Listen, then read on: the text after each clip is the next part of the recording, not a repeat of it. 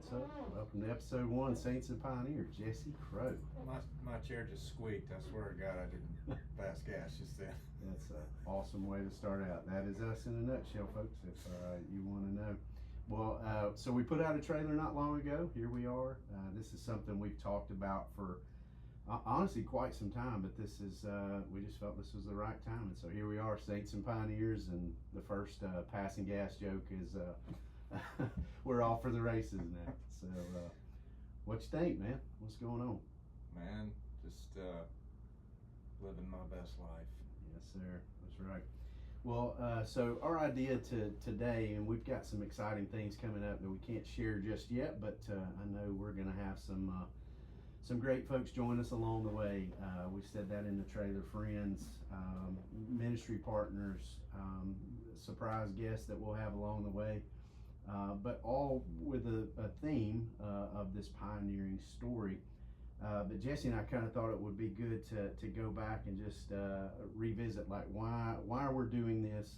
We obviously want to talk about that today, and then just thought it'd be a great place to even talk about how we met, how God's even brought us together this last few years in this season of our life. And so I was trying to think back. To me, it was the early 2000s. I don't know if you remember an exact time or not. I think the first time that you and I kind of bumped into each other was at Epsiode Baptist Church. Yeah. Do you remember that? I do, yeah.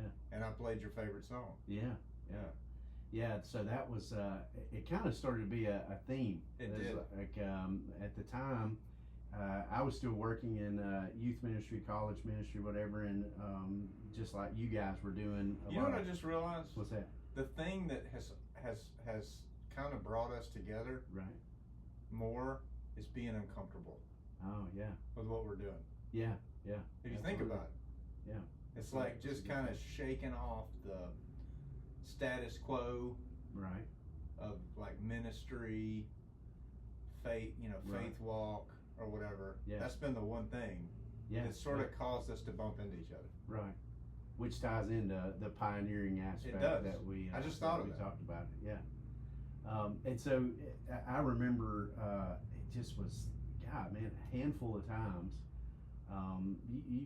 You know how that is, like when somebody asks you guys to be a worship band or me to come speak at an event, you don't necessarily know everybody that's going to be there. And I can't tell you, probably 5 times, if I remember right, times would show up and I would be the one speaking, and then you or whoever would be there as a band. And so just these run-ins all the time, good connection, but then it would kind of seem like it might be a year or so before we'd see each other again. Yeah.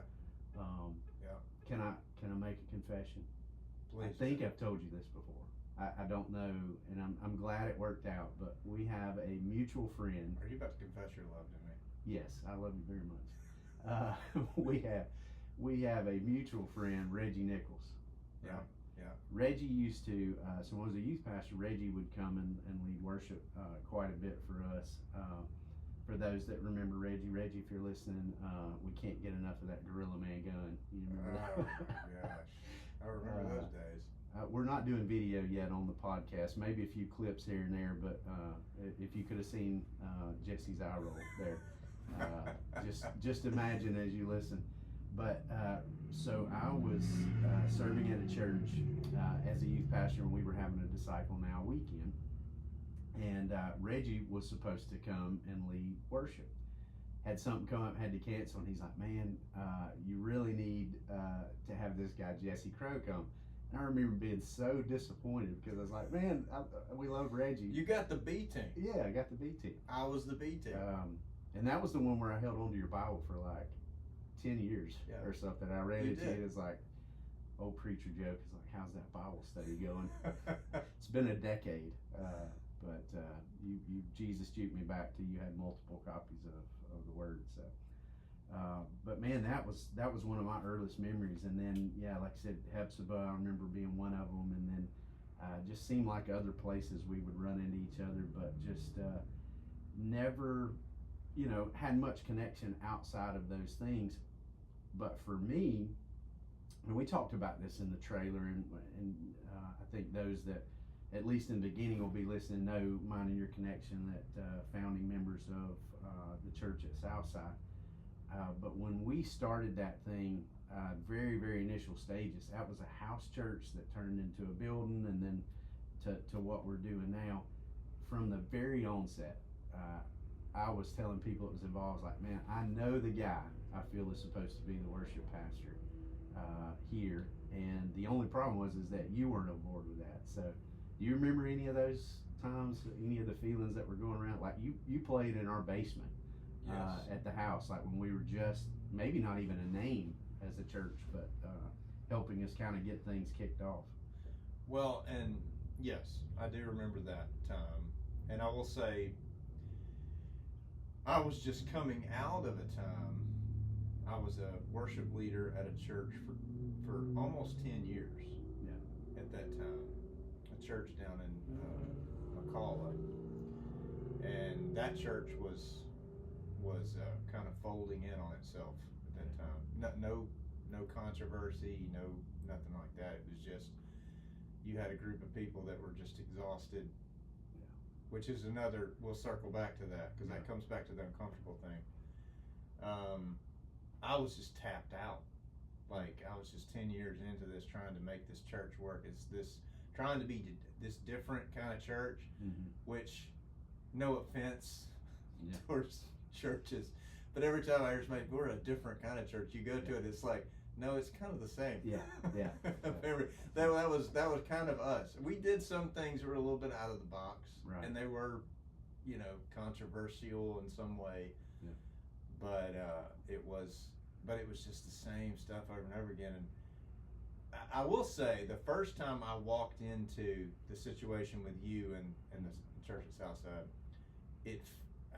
looking back, it felt like home to me. And I will tell you the story where you hooked me. I'll tell you the story when you had me. Yeah. Was like, let me just say this. So I have been. I don't lead worship much anymore, other outside of the church at Southside. I just don't do that at other churches anymore, for a lot of different reasons. But I write original music. People that know, that listen to this probably know that. I do that now, but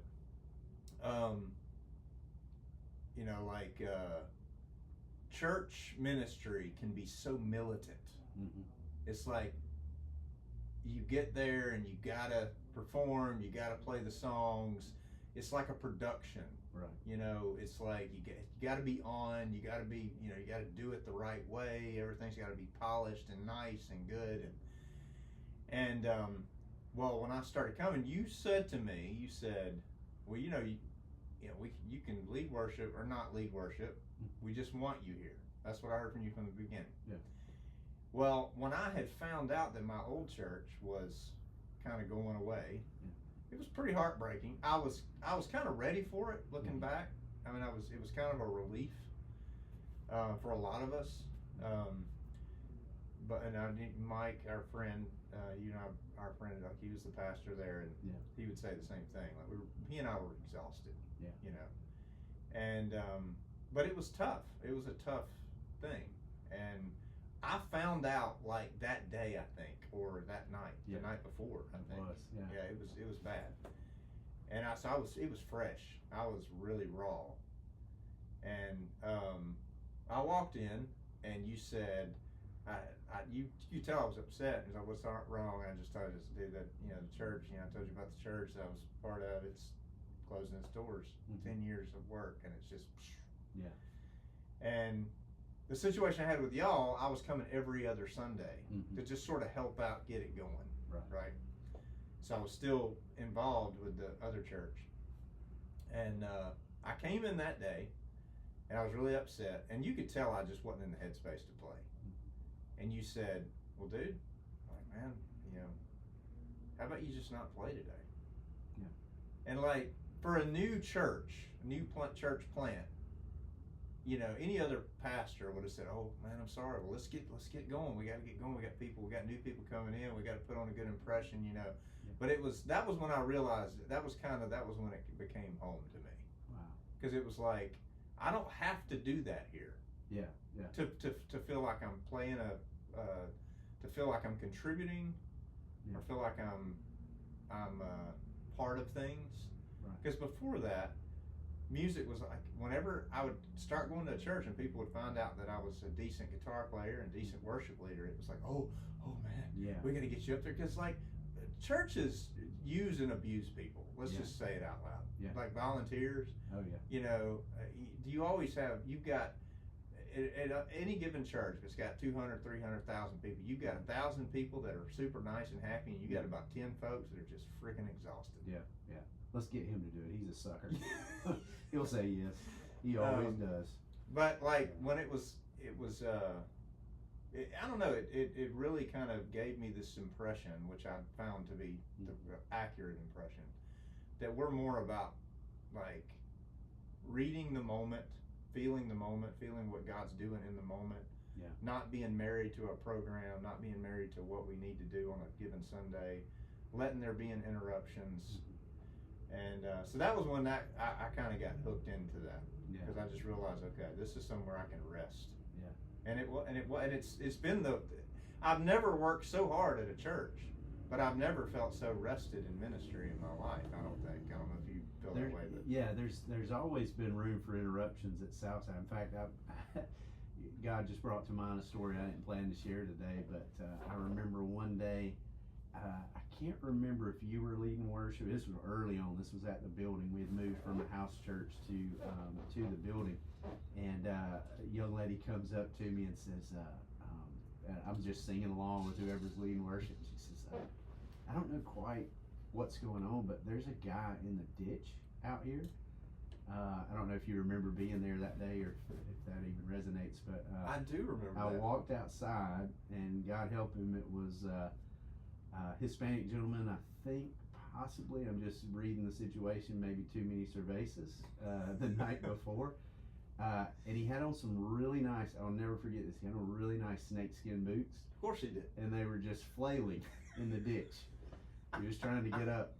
And so here I am, pastor of a new church plant. Somebody's come to me, and so me and another guy, we grabbed him up, and could speak no English, but we were able to get enough of general direction of where he said he lived, and I just come in and told him, like, hey, y'all just keep doing worship, somebody can say a prayer, whatever, but like I feel like I need to go, with this guy and get him home. And we got him home. Fortunately, there was somebody there that could speak English, and we were like, just don't let him drive, like take his keys, whatever. So yeah, the interruptions are good. Well, I'll say that, like, the interchange, even that you were a part of, was, I believe, a pioneering mission for sure. I know, was familiar of that back then, even though we weren't close of what you guys were doing and everything. But you said something that just, I think, leads to maybe our pioneering story of the church at Southside. Because we said the same thing. We're going to start this house church, and we're going to be a different, church. Yeah. The difference was we started as a house church, even didn't have a name for a while, and it was a very pure time. In fact, I mean, this is going back times like, how old's Gideon now? He is, he'll be 14. 14. Next month. So I remember teaching one time, I think Tegan's still in like a car seat type thing. Yeah. And Gideon, in the middle of me teaching, bringing up a soggy Cheeto and handing it to, like, little bitty, like, Gideon. I do remember that. Yeah. In the middle of the thing. Yeah, and it was like, I ate the soggy Cheeto and just kept on going and stuff. So another interruption, but that was a good one, I'll remember. That was back in the days of Chubby Keith. Yes, Chubby Keith loved some Cheetos. Chubby Keith, yeah. I think even a soggy one. I think I was like, hey, get any more than Cheetos, kid? But here was the thing. It's like we said we wanted to have this different heart, and so the natural progression is we'd grown to a point where we outgrown our basement down there. And so we, this building comes up, and it was a God thing. I think it was the right next step. But it was funny, you mentioned every church says they want to be different. The next thing we know, we look and we got chairs in a row, we've got a screen, it's the 3 songs, it's the message, it's the invitation. It's like, our heart was anybody, even a flailing, guy in a ditch is welcome. You know, no matter what shape, no matter what lifestyle, race, religion, class, any of that's welcome. The problem though got to be that everybody looked the same, everything functioned the same, and it's like, I know for me it was maddening of knowing God had called us to something different, but it's like the old headlight illustration. It's like we only had a little bit of the picture. It's like he had not revealed yet. And so I think it's a beautiful place to kind of venture in and say, okay, if we called to be this different church, but here we are right back in the same rut, the same routine. And this is just, I mean, huge breaking news here. What we began to do was pray and ask God, like, you know, speak into this. Right. For me, I was involved in a ministry that was really targeted towards homeless people. It was helping, you know, one week we'd go out and do meals at you know, one of the individuals' camps that we knew. The next week we would alternate and go grab everybody, take them out, you know, to dinner or whatever. And that was always, you know, exciting, and met some great people that way. And what struck me was we were 3 years in that building, and I would invite.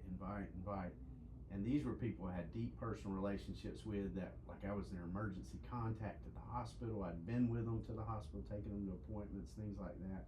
They'd been to my home. None of them would come. And, you know, then I began to dig and ask questions like, why won't you, you know, I'll even give you a ride. I'll come pick you up. And you started getting some of the surface level problems that we were able to quickly squash. Was like, I don't have the right clothes. And it's like, man, we're not that kind of place. You don't have to dress up. You know, I don't have a ride. We had that covered. But then the heartbreaking stories came. It's like, I've been to church before, and here's what happened. One notable that sticks to mind, and it's a church that does have a great program where they provide meals weekly. But this individual told me they went to that church gathering on a Sunday morning hungry. Not spiritually hungry, like physically hungry, like hadn't eaten in a couple of days. And their first thought was, I know that church has food. Right. They go, and the story went that, and I'm sure they just hit the wrong individual on a wrong day. Yeah. But the individual told them, you stay out here.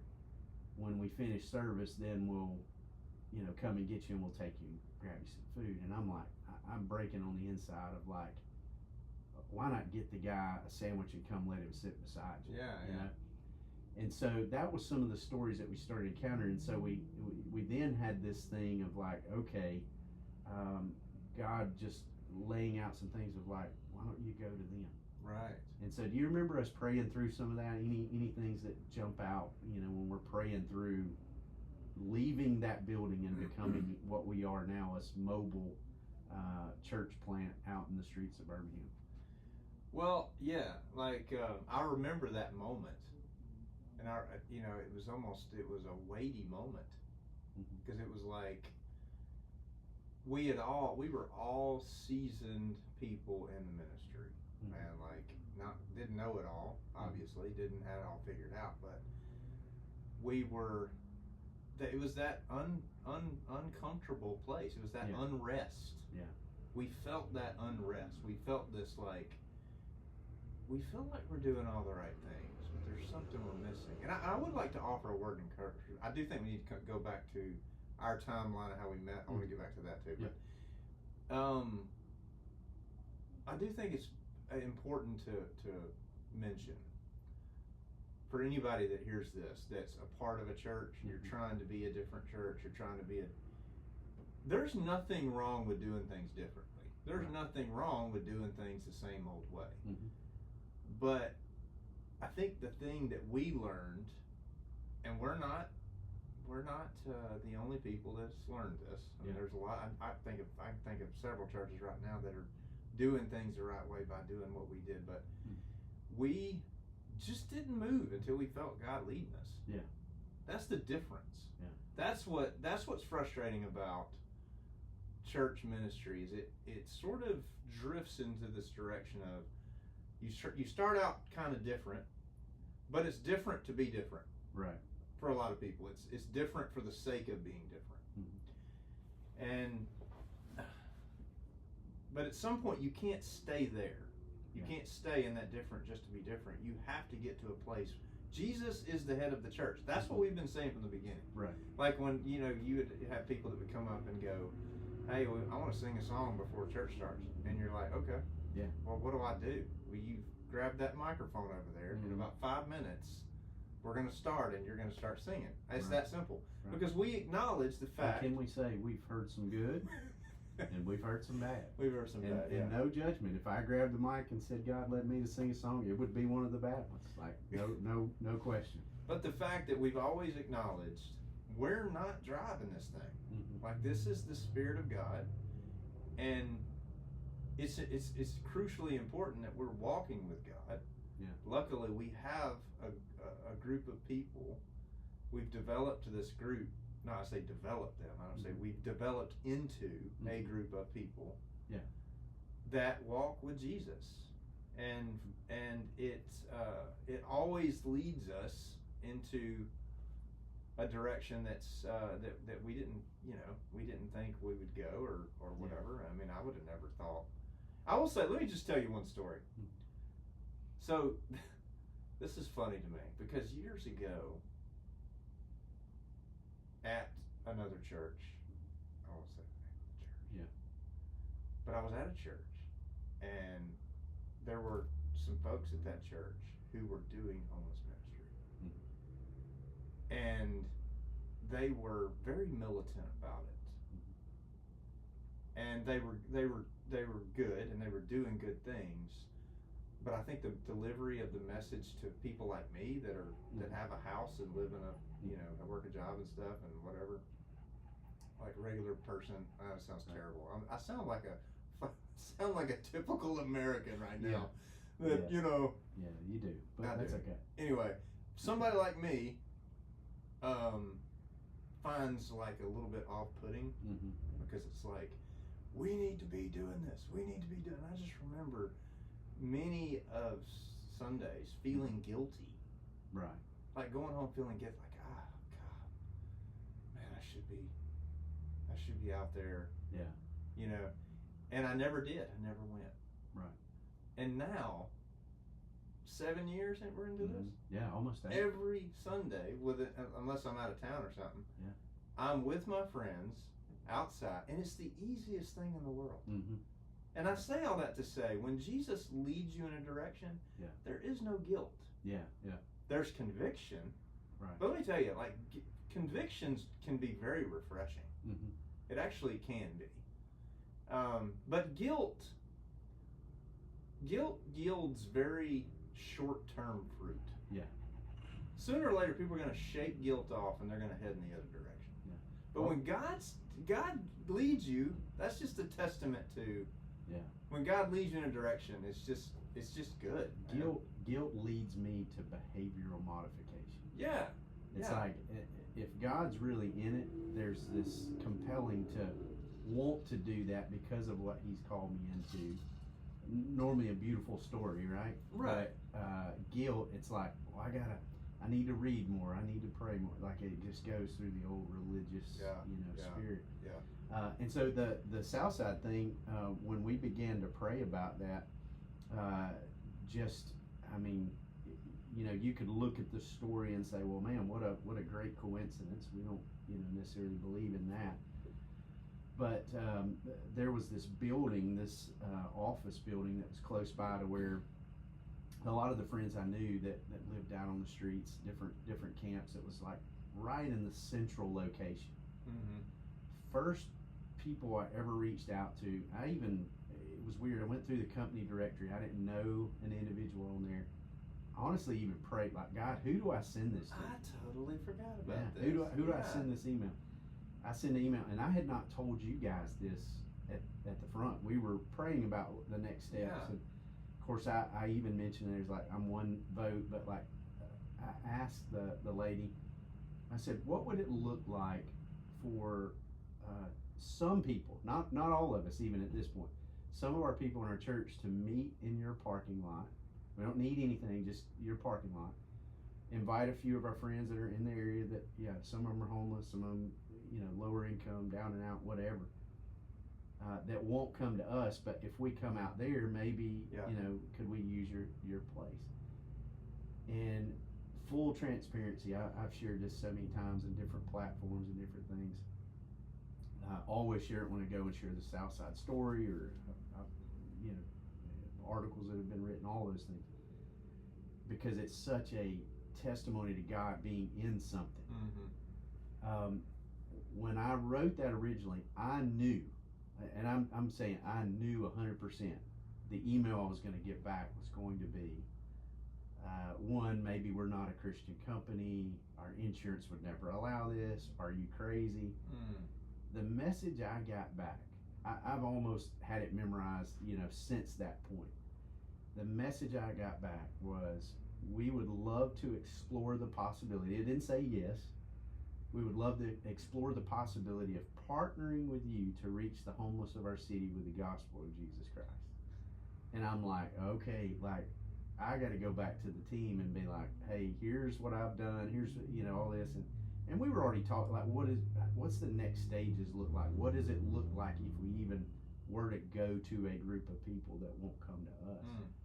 And when I got that, I mean, I'm sitting here years later with chills.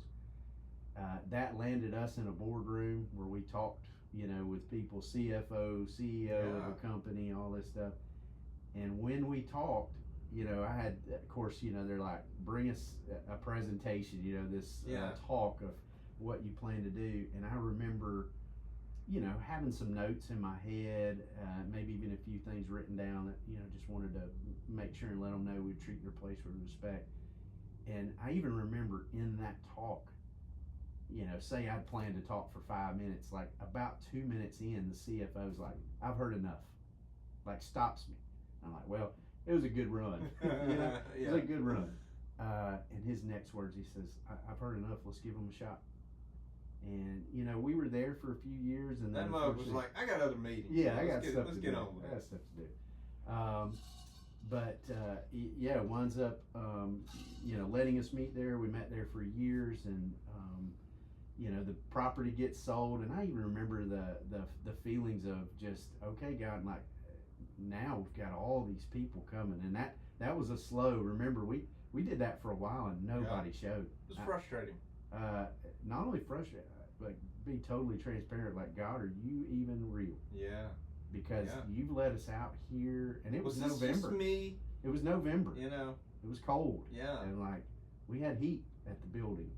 It's cold out here. Yeah.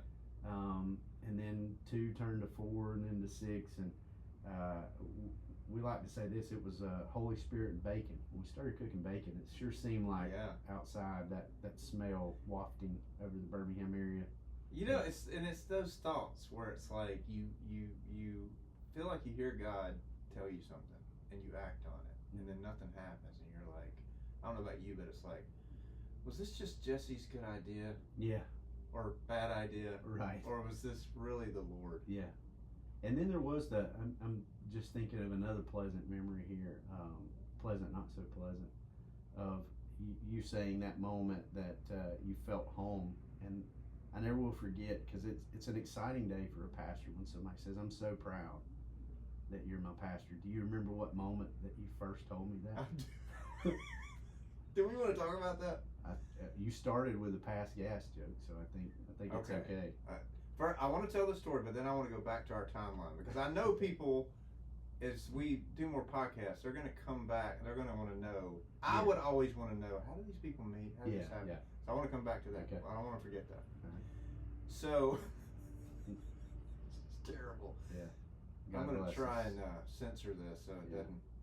Fast forward about 30 seconds to a minute if you're queasy or anything like that. So, we were meeting at this. The people that Keith, long story short here, the people that you emailed, they have a board meeting. They say yes. We start meeting probably a few months into it. We had a guy that I guess we could say his name because he's no longer with us. Yeah. Which is very sad. Well, it was allegedly. We'll say that allegedly. Yes, it was allegedly him. I think it was him. I think it was him. Crap, I forgot his name. JoJo. Yeah, JoJo. JoJo was. Yeah. JoJo. Yeah. JoJo was the for character. reference. JoJo had the mental disposition of a squirrel. Yeah. He was all over the place. Yeah. And it could have been that he might have been using something. Yeah. Can I paint a picture of him real quick? Yes, please. Safety vest, always. Always a safety bright yellow safety vest. Boots, normally with sweatpants tucked inside them. Yep. The noise that Jesse made, he does it much better. He's always very animated with his hands.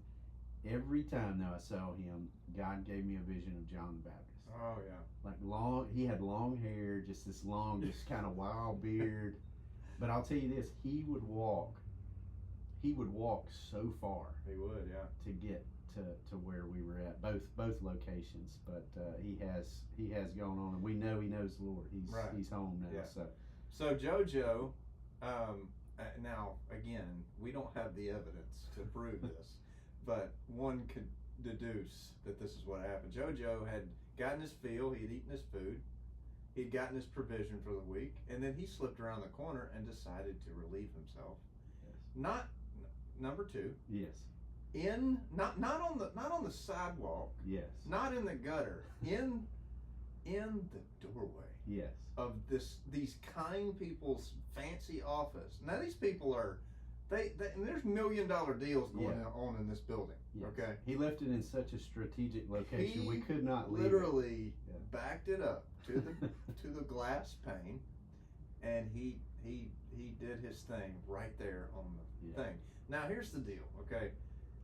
Jesse don't do poop, okay? I just don't do it. I don't do human excrement. Right. I just can't handle it. I throw up. I'll make more of a mess by vomiting. Right. Trying to clean it up than I would just cleaning it up. So Keith, like I go over and I look, we got a situation over here. I don't know what to tell you. Meanwhile, JoJo's he's bolted. He's left like the scene of the crime. I mean, he got the hell out of there, you know. So I round the corner. Keith, it's like what? And I said, dude, we got a situation. You come over there and you literally put on rubber gloves like a boss. Yeah. And clean. Well, that I would junk. say like a boss. I had my shirt over my nose. Cleaned it up, and I'm standing over there, and I can't even look in that direction. I'm on the street at this point. I'm trying to get so far away from it. Every time I look at you cleaning it up, I dry heave. You know. So it was.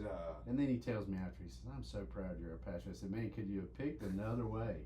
Hey, let me tell one more. I need to tell one more story about JoJo. So me and Caroline, my wife, we're driving down 280. If you're from Birmingham, you know 280 is the part where the summit is and all that. So long way from where he normally is too. Very far. Again, he walks so far. So we're going down 280. We were over there for something, I don't remember, and it's lunchtime. We're like, hey, let's drop in over to Chick-fil-A over here and grab some food. Kids were not with us. I think her mom had the kids, and we were just kind of having a nice little Saturday. Maybe some Home Depot. You know what I'm saying? Right. I don't know if I'll have enough time. There you go. Anyway, so we're driving down 280, and I passed JoJo walking down the median. Right. And me and Caroline both look at each other, and she was like, "Was that?" I was like, "Yes." Yeah. So we UE around there and go back, and I pull over, and I was like, I rolled down the window. I said, "Dude, what are you doing?" And he goes, "Hey, man." I said, "Get in, man." And I said, "Where are you going?" He said, "I came over here to work or something." And he's like, "I'm about to go down here and catch the bus." And I said, "Well, dude, look." I said, "Where's the bus stop?" And he pointed. It was down the road. It was like right by Chick-fil-A. Yeah. I said, "We're gonna go eat lunch. Are you hungry?" Man, I'd love some lunch, you know.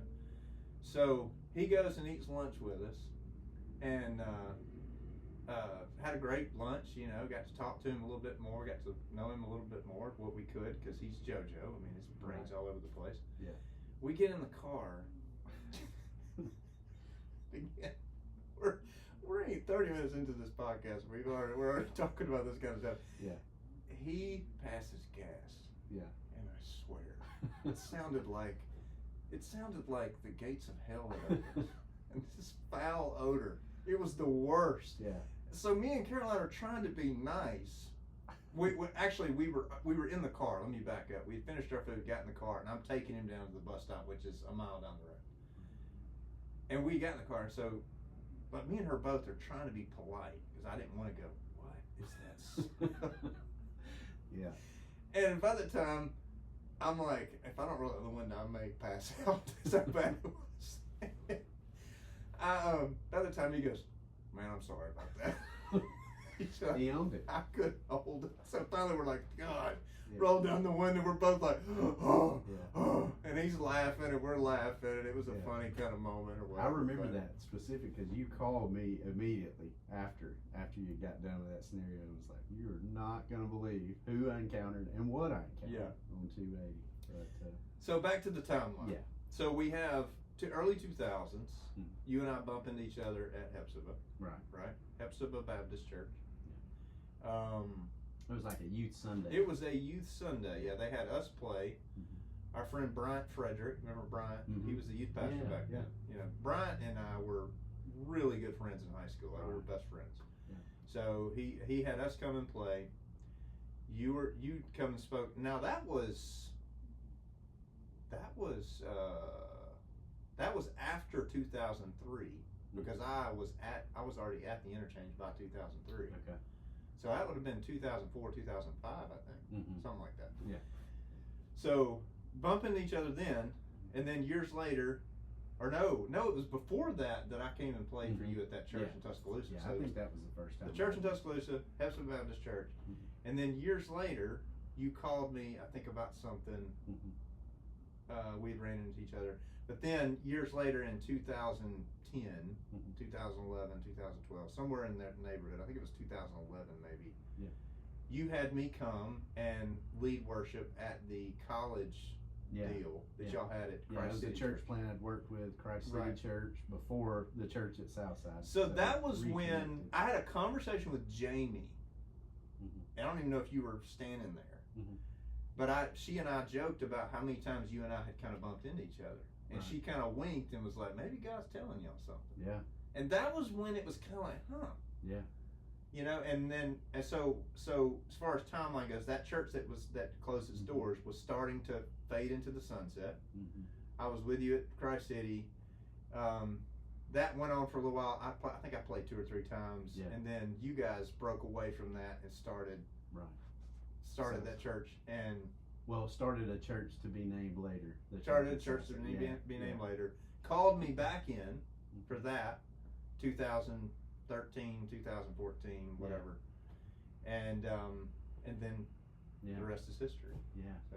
Yeah, it's so fun to look back and see some of that, but man, the journey to going out there. I mean, here's my hope, and I feel like it's Jesse's too. I mean, we've got many things that we want to do with this podcast, right? But the idea even of saints and pioneers, when we call someone or call ourselves saints, it's not in the term of like we're these great people and you know there should be a painting or a statue after us, whatever. It simply is the priesthood of the believer, the saints, the followers of God. And so that's all God's story of redemption. And so that's going to come through in whatever we talk about.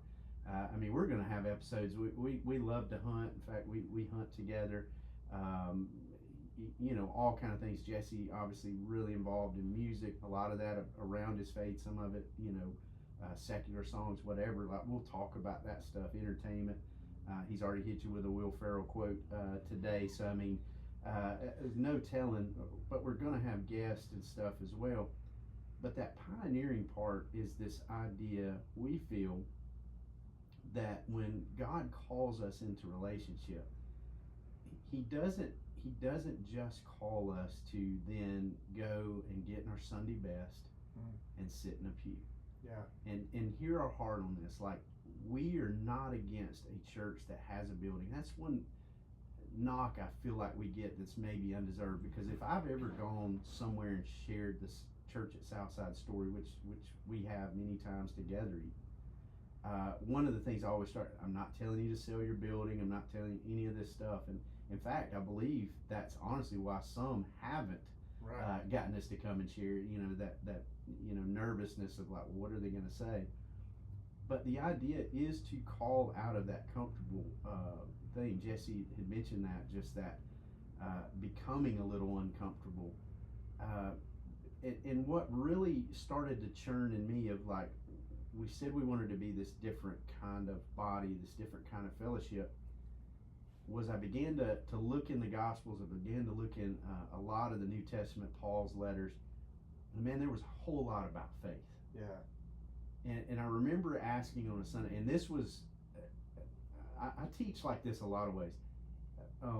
When I teach a lot of times and I say something that seems like challenging to somebody or convicting or whatever, it's probably because it's already convicted and been challenging to me. Like I'm dealing with it too, like speaking from the heart.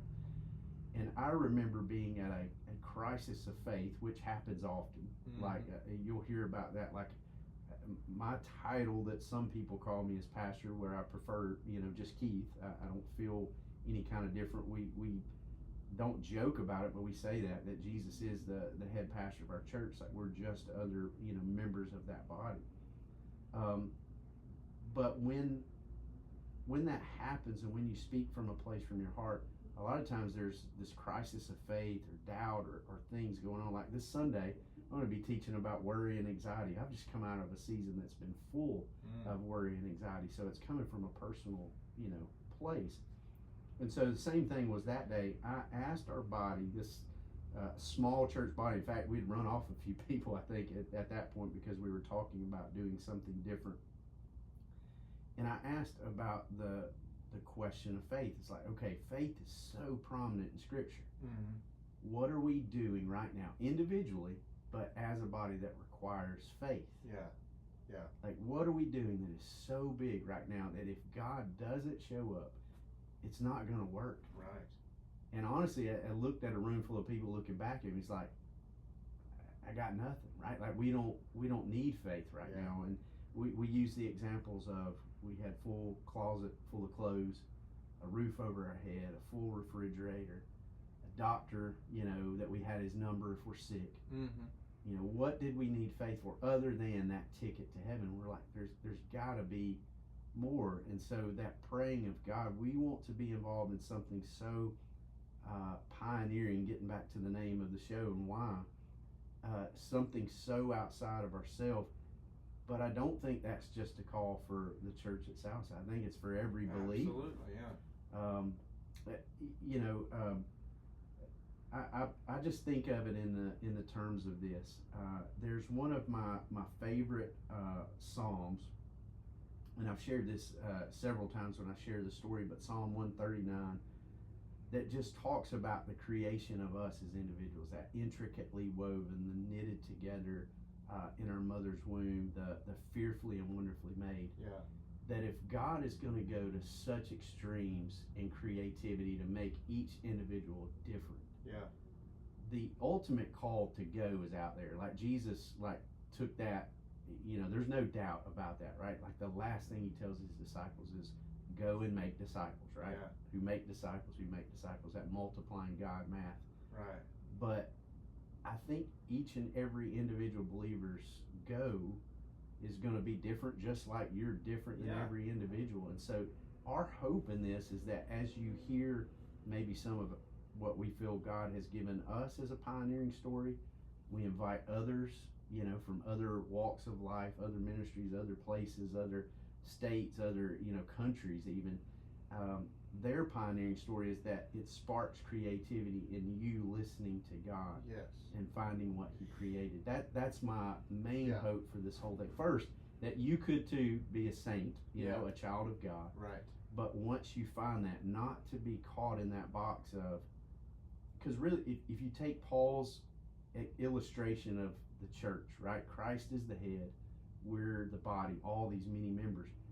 But if you really want to use that illustration, what it turns into a lot in modern Western church for sure, is you have a pastor. So what is that? That's the tongue, right? He's speaking, or she's speaking, whatever setup you have. They're speaking. The rest of the congregation or body, if you will, are turned into sets of ears, where they sit there and they take all this information in, and then that's it. Right. You know, and it's like, man, when you look at that call to faith and that call to step out and that each individual's creative go, like there's got to be more than just sitting in a seat listening to a TED talk, if you will, right, or a pep talk, whichever way you want to say it. But thoughts on that? Well, and and I think it bears repeating too. Like, there's so many times that we've had people come out and go, we've talked about come out to the church at Southside,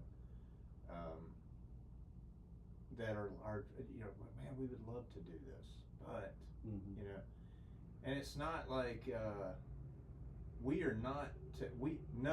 Are we saying that you should sell your building and go? No. But we are saying that if Christ is not at the head of anything that you do, your life in general, not just your church, you've got a massive reorientation that needs to happen. Yeah. If you're going to follow Jesus, and because I'm so impressed with the fact that Jesus was so beside himself when someone actually believed in him. Like, Jesus actually cared what people thought of him. Yeah. Like, we think of him as this. A lot of people think of him in different ways. We think of him as this, this teacher who was sure of himself, and he was. But when he asked the disciples, "What are people saying about me?" What a sort of vulnerable question to ask about yourself. Yeah. And the disciples were like, "Well, some say you're Elijah the prophet, some that come back from the dead, some people say you're this, some people say you're that." And he looks at them and he goes, "What do you say?" Yeah. They said, "We think you're the Son of God." Yeah. And then there's another time where all these people left. And he looked at the disciples and said, so are you going to leave too? Yeah. And I love Peter's response. He's like, "Where else are we going to go?" Yeah. Like, you have the words of life. And so it's like, gee, the thing is like, the church as a whole in our world has gotten so off base, not because they built a building, right? Not because they have millions of dollars invested in stage and lights. That's not why the church has gotten off base. The church as a whole has gotten off base because they have forgotten that Jesus had to be at the center of it. He had to be at the front of it. Yeah. And I'm not saying that all churches have fallen to that. Right.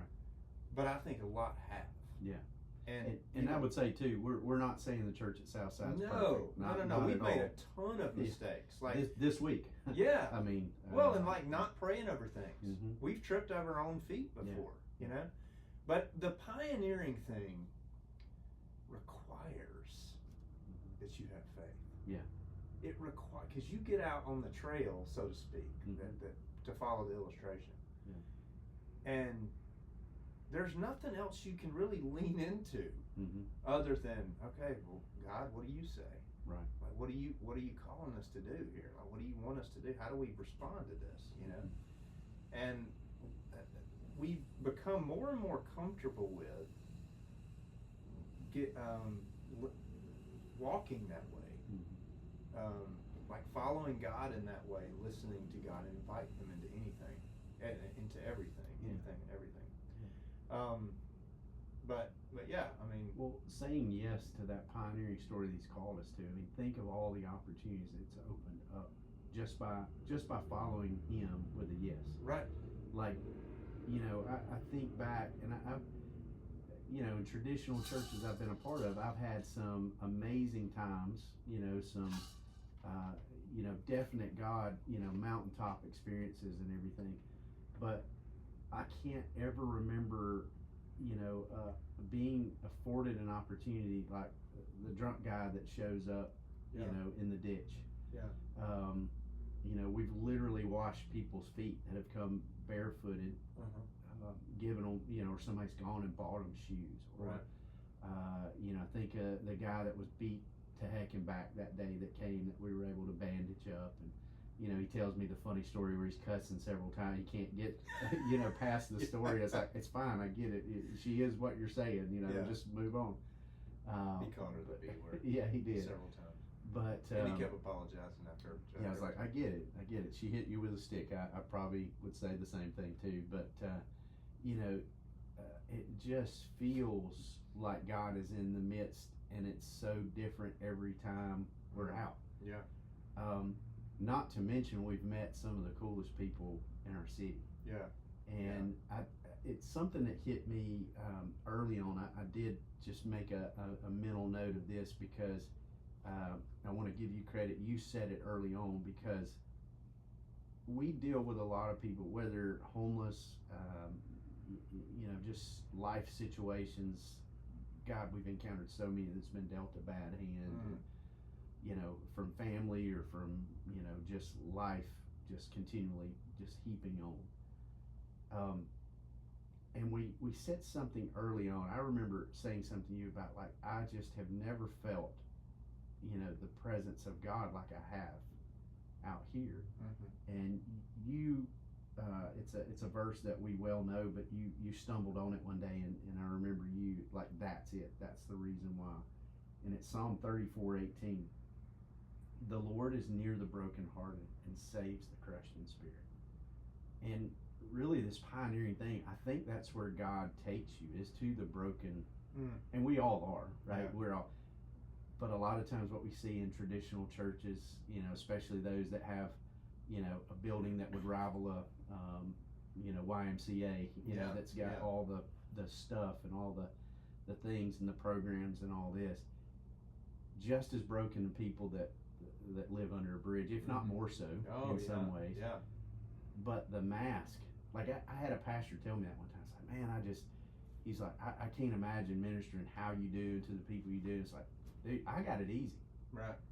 I got people that come in that are hungover from the night before, or just shot up, and not everybody's like that. I don't mean to paint that picture, or that have extreme, you know, issues going on, and like just need that plate of food that they're about to get. Yeah. And it's like, there are no masks.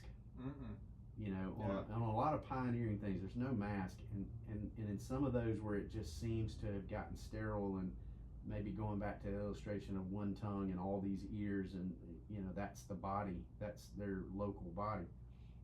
You've got everybody there, the first greeting, how you doing, and everybody's like, man, I'm good. Because they're not going to put themselves out there. But you know, the guy that comes out with no shoes, you know, and is hungover from the night before, like, there's no hiding it, but they still come. Right. Yeah. You know, that's been one of the beautiful things to me. But. Well, and so just to kind of refresher on the timeline. When did we? Because I've forgotten. When did we? So we started at your house in what year? What year was that? I think that was 2013. 2013. 12 or 13. 12 or 13. And then I think I came along, Tegan was a newborn, so I came on 2013, 2014. And then we were at the building we actually ended up back at. Yeah, we got it as a storage for all our food. It's just a storage. You walk in there and that's what it looks like. There's boxes stacked up of provision. We originally had church there. That was where we had that conversation. And we're like, God, what are you doing? Like, what do you want us to do? Like, nobody's showing up to this thing. Yeah. And then it was like, why don't we go to them? Right. And so that next Sunday, wasn't it? It was like that. It was following the Sunday. first Sunday of November 2016. Right. So we're coming up. I mean, November 24 will be 8 years. Wow. And I'll say this too. The great thing about it, like let me say this real quick. Yeah. So we went from there to a place called Intermark. We need to give them a shout out. That's the people you email. I was trying to think of their name. Intermark, who is a advertising agency, they're the ones that welcomed us and said, hey, you know, they sold the bottom floor, or leased the bottom floor of that building, so we had to move because of some logistics. Not because of them, but not because of them, just some logistic stuff. Major tenant that was. They were very kind in that transition. We left Intermark. Now we're at Norton's Florist on the corner of 4th and 22nd. Yeah. And see, the thing about that, and we'll definitely talk more about those guys in the days to come for sure. But with Norton's, that second time was not as easy as the first. I don't know if you remember, we hit so many roadblocks of businesses or parking lots that we would call, And as soon as they dug in and found the word homeless, it was like, no, not in our place. Norton's, the day I called them. Right. Gus, the father, the owner at the time, and then his son Cameron. When I talked with them that day, they had me on speakerphone with both of them, and it was like, man, y'all can come meet this Sunday. I was like, well, we're not quite ready to move out yet. We've got a little bit of time. But they were on board from the beginning and opened up their business parking lot, no charge. I mean, just like have been such, and they've given so much, like material things and just the ability to do that. I mean, it's been a beautiful thing to see. And this is what's interesting, coming back to the whole pioneer thing, okay? So if you were living in the 1800s and you decided you were going to load up your wagon and leave your town, your established civilized town that has a general store and has a local doctor, blacksmith, whatever they had back then, and you said, I'm going to go to the Great Plains, right? And you get halfway out there and something happens, what do? Yeah. It's kind of that feeling a little bit spiritually speaking, because it's like if you're an established congregation, you have people coming that tithe and that look nice and everything, you call around, you probably have the money. Yeah. You can find a building quite easily. Right.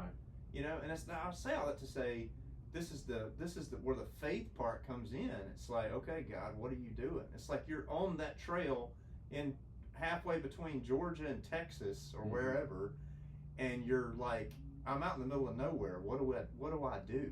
That's why we keep coming back to this idea. God has given us this idea of this pioneering thing, because it's like it requires having faith in God is no longer an option. And that's what we're saying, like, through that. It's like in that sermon, that infamous, I call it infamous. It wasn't infamous, but it was beautiful. But it was in some ways kind of infamous. Like when you said those words, he's like, "What do we need faith for? We have," and you said it very passionately. I remember that day. It was like, "What's wrong with Keith today? He's a little angry." Yeah. But he's like, "What do we need faith for? We have refrigerators. Yeah, refrigerators full of food. We have cupboards. You know, we have closets full of clothes. What do we do? You know." And it was little we know, it's like God had been building this, the people and the network and the pathway. It's like he was always one step ahead, you know? And I just think that's just, I mean, it's so cool to be able to look back. And man, it's like, when I'm 90, if I make it to 90 years old and I look back over my life, that's what I want to see. I want to see the moments, you know, that God came through, that I had no option other than to trust him, you know, because it's like, is that a scary way to live? Sure, it's a scary way to live. Why does God require us to live that way? Well, he requires us to live that way because we were meant to walk intimately with him, and there's no better way to live. There's no other way to find life in him other than to depend and to lean into him in every minute, you know? And I think that's what makes this, not only our friendship, but this church and everything just sort of be such a beautiful thing, and it's so compelling, because every step of the way, God is like, okay, well, that messed up, here's what you do now. Like, hey, I put this person in place. And it wasn't that simple. We did have to search a little bit, but man, just the beautiful part of God leading in every step, you know, and even the frustrating moments, you know, when we look back and it's like, you know, God knew, he was going to come through for us, even though we were low on faith or whatever. Now it makes those moments more, okay, well, what you know, there's that verse where it says, you know, living like seeing God as, I think Paul says in the Message, he says something about where we cry, we don't live by spirit of fear, we cry out, Abba, Father. In the Message it says something about, Abba, Father, what's next?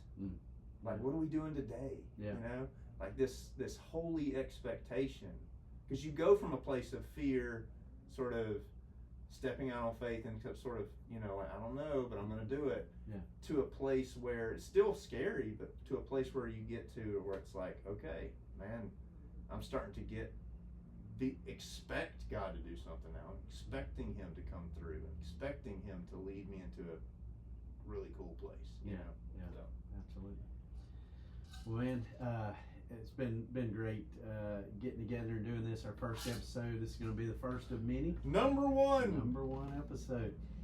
Looking forward to those in the future. I know we've already got some folks lined up. Can't wait to share more about that. But man, we just hope you'll stay tuned and follow along with us. And again, just our hope is in all this, we hope that whatever story is being shared, if it's a friend, if it's a partner in ministry, a guest that we've invited on, we just hope in those stories that one, you find the ability to lean into God and become a saint, if not, already. And then if you are, that you find your pioneering story. So, man, we're excited about it, and it's going to be a good ride. So we hope you'll continue to join us. But that's it for episode number 1. We'll see you on the next one real soon. So thank you guys for joining us. See you next time.